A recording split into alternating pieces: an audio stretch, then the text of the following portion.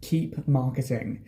Always have more than one in the pipeline ready to go, because there are so many reasons why.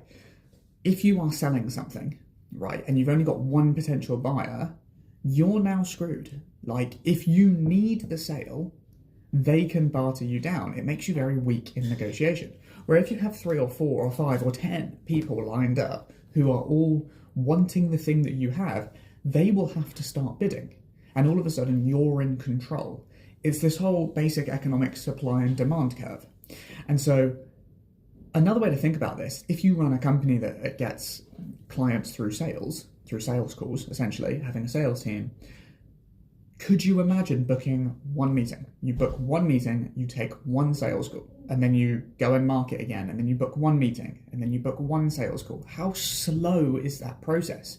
And every person that you speak to, you need to close them. And that develops something called commission breath, where your necessity, your desire to finish the thing is so much more important than their need. And then all of a sudden, that's not a sales call. Like, not in how we determine sales to be nowadays under my definition, which is a consultative approach to help people. And if it so happens to be your thing, amazing, it's your duty to help them have it. But it's not forcing something on someone, right? It should be seduction, not rape. And this is so powerful, right? Because you drastically increase efficiency by continuing to market whatever it is that you are selling or trying to negotiate. If you have more people on the board, you will increase efficiency. You will increase your total outcome at the end and decrease the time it takes to do this, all by doing a very small, consistent action the whole way through. So here's an example which I never thought this would apply to right now, where we had a trial for a position in the company that was scheduled to start yesterday. We were on holiday. They were all set up, ready to go. We'd had them onboarded, trained, made sure everything was in place for them to get going. All they had to do was go.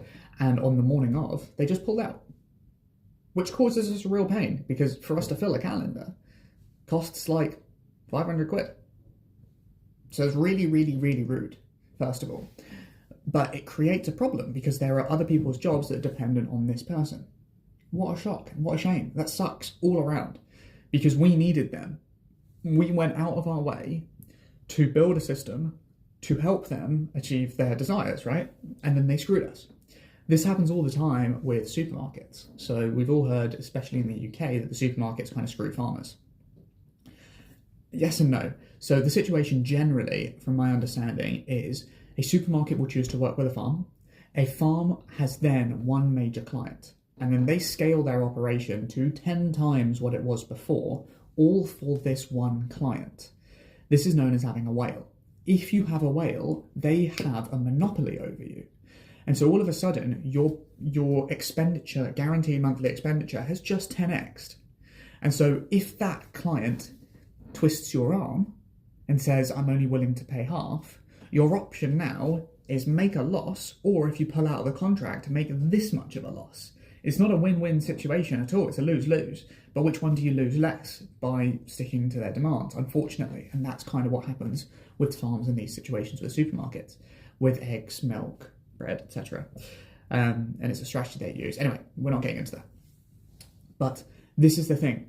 We actually now have 5 more people scheduled to trial, lined up, ready to go, and we can just bring one of them forward, which drastically saves the situation, first of all. It increases the speed at which they have the opportunity to do this, increasing the likelihood that they close, that they will perform well, join the company, because they're getting activated faster, and they're joining in faster, and it's things that are moving is exciting for people. And it also gives us the opportunity to essentially throw a curveball and say, are you the type of person that adapts well to a change in environment? Because we're a small company, that happens. Things happen and we have to react. And if the answer to that is no, you're not a good fit for the team. But if the answer is yes, and you take it up and you lift it up even higher, hell yes, congratulations.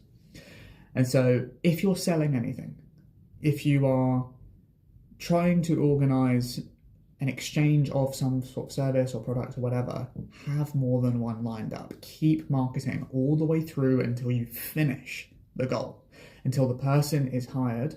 And even then, I would have more in the pipeline, because, I don't know, it's something crazy like 30% of, I need to have a look at what the stat was, I used to know it was like 30% of new starters quit in the first 3 months or something.